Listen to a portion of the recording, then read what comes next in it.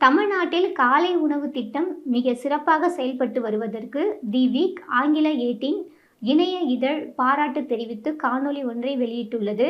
அதில் இந்தியாவிலேயே படிப்பறிவு மிக்க மாநிலமாக தமிழ்நாடு திகழ முதலமைச்சரின் காலை உணவு திட்டம் பெருமளவு உதவுகிறது என்று குறிப்பிடப்பட்டிருக்கிறது.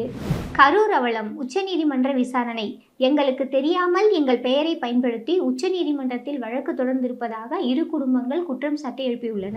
உத்தரப்பிரதேச ஆளுநர் சட்டவிரோதமாகவும் வன்முறையை தூண்டும் விதமாகவும் பேசலாமா என்ற தலைப்பில் இன்றைய தலையங்கம் இடம்பெற்றுள்ளது.